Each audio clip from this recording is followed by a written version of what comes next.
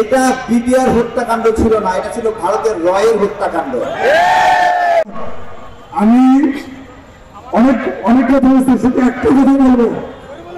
25 তারিখ থেকে অর্থমন্ত্রী আমাদের বিচারের নামে যে প্রহসন করা হচ্ছে, আমি অরিজিনাল আইন উপদেষ্টা সবাইকে বলবো, আপনি আমার সাথে আসেন।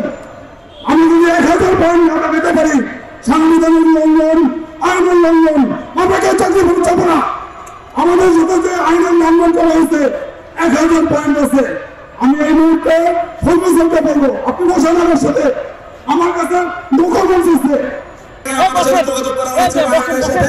একটা উচ্চ পর্যায়ের মিটিং চলতেছে, তারা একটু সময় চেয়েছে আমরা যাতে আমাদের প্রোগ্রামটা কন্টিনিউ রাখি বা এখনই কোনো ঘোষণা না দিই, তাদেরকে একটু সময় বিডিআর পরিবারকে সম্মতিক্রমে রাহিম ভাই একটু সময় দিয়েছে।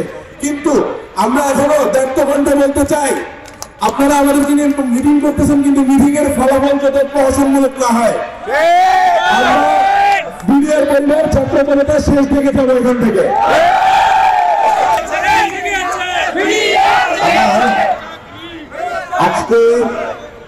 আজকে আমি হাসান নাসির স্যারের একটা বক্তব্য দেখছিলাম, সেই বক্তব্যের মধ্যে একটা অংশ পেলাম। উনি বলছেন যে 2 জন সেনা সদস্যকে পুড়িয়ে হত্যা করা হয়েছে, মানে পোড়ানো হয়েছে হত্যা করে, এবং আরো অন্যদেরকে পোড়ানোর চেষ্টা করছিল। তখন বিডিআর এর অন্য সদস্যরা বাধা দিচ্ছিল। আমার কথা হলো, আপনারা কি বাংলাদেশের নাগরিককে কোন বিডিআর এর সদস্য কি পোড়ানোর, আমাদের কি পোড়ানোর ঐতিহ্য আছে? পোড়ানোর ঐতিহ্য আছে? তাহলে এইখানে ভারত থেকে এমন কিছু লোক আসছিল যারা এই সকল সেনা অফিসারকে পোড়ানোর চেষ্টা করেছিল। এই একটা বক্তব্যকে ধরে যদি আপনারা তদন্ত করেন, তাহলে বুঝতে পারবেন যে এটা বিডিআর হত্যাকাণ্ড ছিল না, এটা ছিল ভারতের রয়ের হত্যাকাণ্ড। সুতরাং আপনাদের বিচার, আইন, আদালত সেই পথে না হতে বিডিআর এর উপর চালাইয়া দিলেন, এটা কত বড় জুলুম হয়েছে আপনারা চিন্তা করেন।